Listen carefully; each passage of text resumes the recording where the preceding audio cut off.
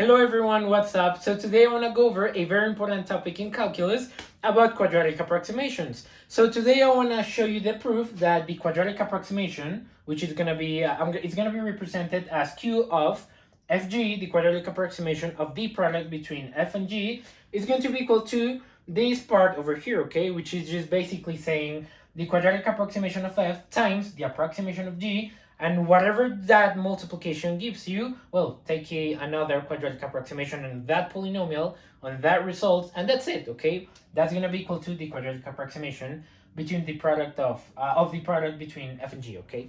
So I want to show you the proof for this equation. And before I do that, there are some things that I would like to clarify. So first, I'm talking about here quadratic approximations near x equals 0. So something that I'm gonna do is I'm gonna use a more compact notation because we're gonna have to deal with a lot of algebra, and I want to be able to do everything on the same boards. So one notation that I'm gonna use is f evaluated just f is going to be the same as f evaluated at 0, and I evaluated at 0 because, well, we're dealing with approximations near x equals 0, okay? And f prime is simply gonna be f prime of 0, okay? Another thing that maybe if you have never seen this notation, well, I just want to say that the quadratic approximation of any function a is going to be equal to a evaluated at 0 plus a prime of 0, sorry, that's x, it should be of 0 times x, not x, so f prime of 0 times x plus a double prime x squared over a double prime. This is gonna be, yeah, I was using already this notation. If I use this notation, you should understand what this means. This is just gonna be a double prime evaluated at 0 times x squared, okay? I'm already used to writing in this notation because it is so much better. But yeah, this is just gonna be, I'm gonna write it over here, a prime of 0. I'm gonna leave it like that, and this is gonna be over 2, okay? Now this is the definition for q, which you can see that it's used a lot in this equation, okay? So now these are the things that you needed to know before I go on to the proof. So yeah, let's begin with the proof now. So now if we want to prove the equation up here, well, we want to show that this right hand side is equal to this left hand side. And what I'm going to do now is, well, I'm going to try to simplify or somehow rewrite the right hand side of the equation. So I'm going to grab this expression and we're going to see how much it is equal to, and well, we're going to see what we can do from there. So we know the quadratic approximation of the product between the approximation of f and the approximation of g is going to be equal to, so now we know how much these two approximations are. Based on the definition that I gave you before, well, we know this is going to be f plus f prime of x plus, well, not of x, I'm sorry, I said of x, this is going to be f prime of 0 times x plus f double prime times x squared over 2, okay? And I'm gonna use another parenthesis here. We have this big thing times the approximation for g, which is gonna be g plus g prime x plus g double prime x squared over 2, okay? So now this is we want to take the quadratic approximation of the product between these two polynomials, and that is gonna be the same as, so let's FOIL these two factors, and let's see how much we get. So this is gonna be q of, and now this is going to be real big, so we know this is going to be f times g, that is going to be fg. Now we have times f times this second term here, which is going to be f g prime x, Now f times this factor there, term, this term, and that is going to be f times g double prime x squared over 2, plus, now we go on to this term. Now this is going to be f prime times g. We have f prime times g x plus f prime times g prime x, which is going to be f prime g prime x squared. Notice that we have two x's, so we're going to get a squared. And now we have this term times this last term, which is going to be f double prime times g double prime times x cubed. Remember, we have an x here, and this is also going to be x squared, so we have x cubed over 2.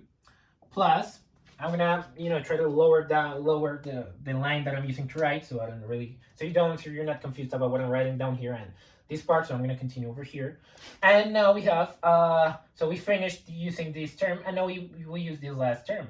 So this is gonna be f double prime times g times x squared over 2 plus, this is going to be f double prime.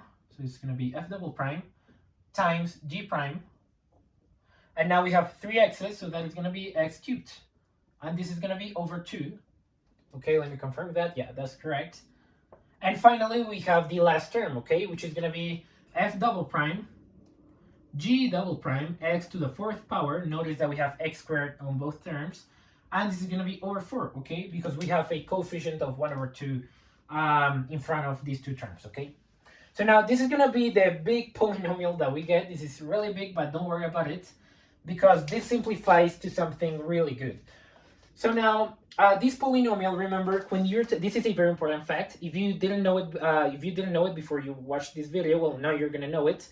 This is a very important fact, and is that the quadratic approximation of any polynomial like this is going to be equal to the same polynomial. So we write this entire thing again minus the higher order terms, or the higher than 2 order terms. Okay, so this is gonna be the same polynomial that we have, and every term that has an order higher than 2, well, you can just erase it, okay? That's it. That is going to be the statement, the fact that we're going to use now. So we know the quadratic approximation of this, well, it's simply going to be, this is a very helpful fact, and it's going to be the linear terms plus the quadratic terms, okay? And everything else after that, we're just going to erase it, okay? And let me do that before.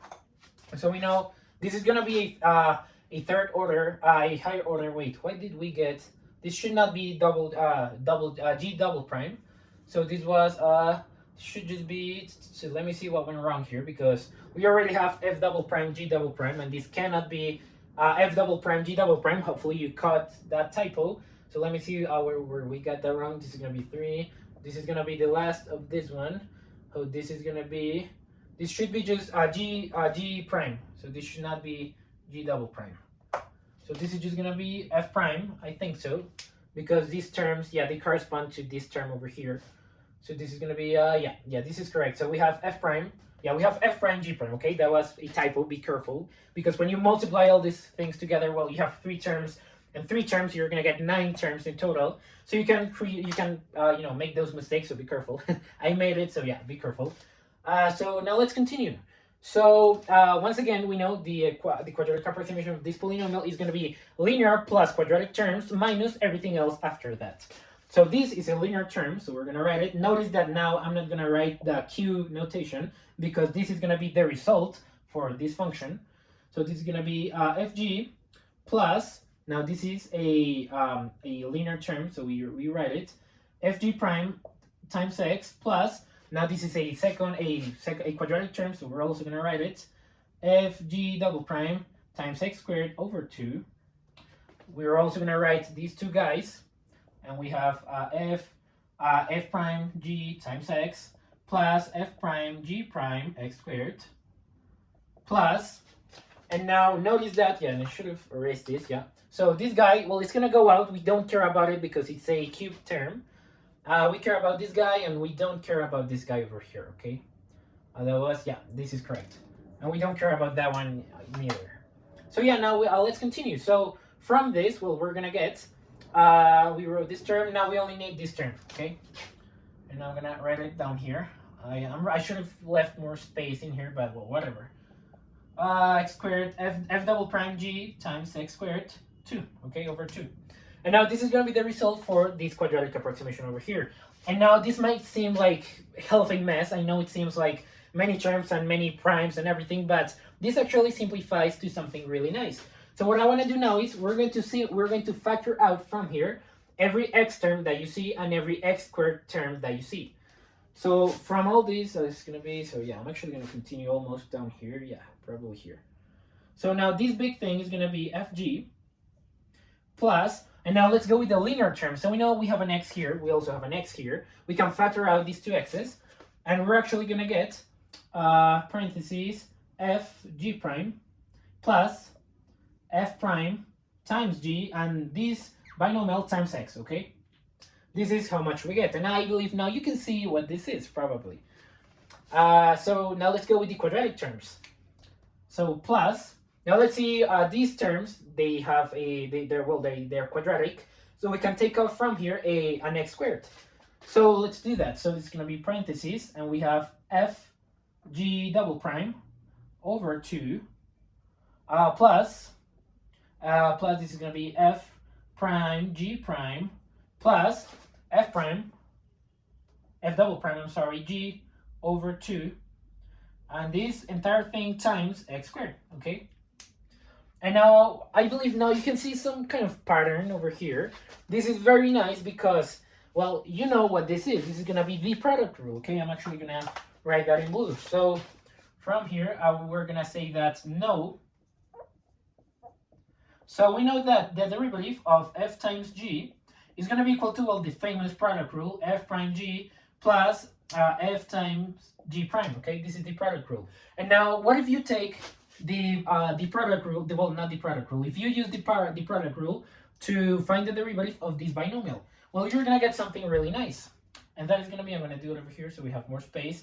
So that is going to be the second derivative, fg double prime, is going to be equal to, we have f double prime times g plus 2 times f prime g prime plus, this is going to be f times g double prime, okay?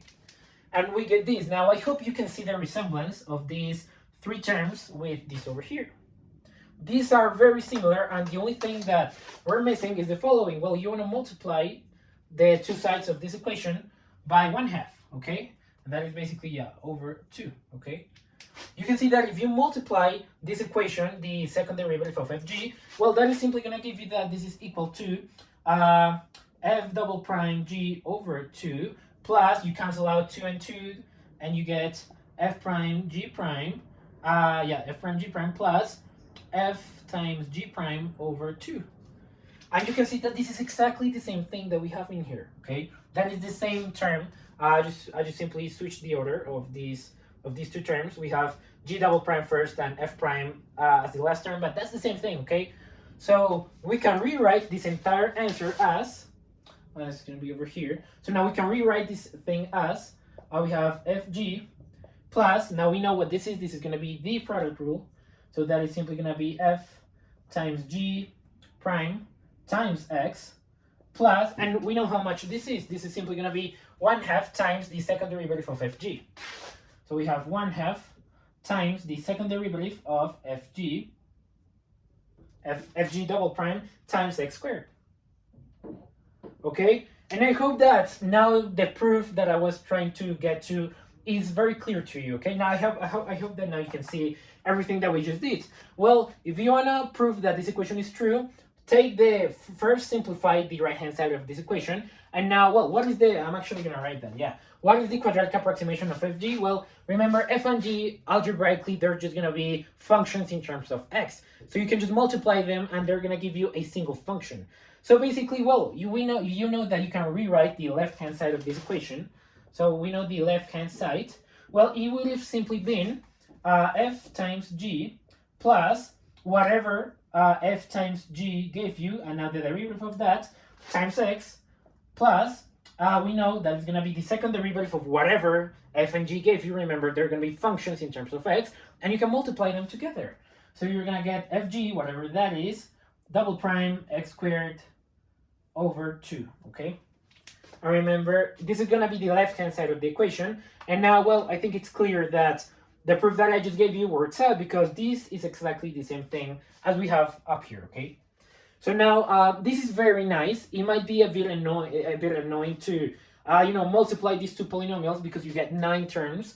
But you can see that, well, 3 of those terms, 33% of this big-ass polynomial, well, it just disappears, okay? Because you can eliminate these 3 higher order terms, okay? Because we're taking quadratic approximation of a polynomial, okay? And it's near x equals 0, okay? The fact that I said that I used that the quadratic approximation of a polynomial equals the polynomial minus the higher order terms only works out for functions near x equals 0, okay? So keep that in mind. But yeah, that has been everything now. This is really cool because now you just saw that, well, this equation is true, okay? And yeah, everything works out nicely. So I hope that you enjoyed this video. Hopefully you learned something. This is probably a bit theoretical. We barely use any numbers. This is just variable notation. But yeah, this is really cool, and it just shows you how, well, you can prove different equations, and it shows you the inner workings of approximations in calculus, okay? Which is really nice. So yeah, that has been everything now. I hope that you enjoyed this video and see you in the following one. Bye.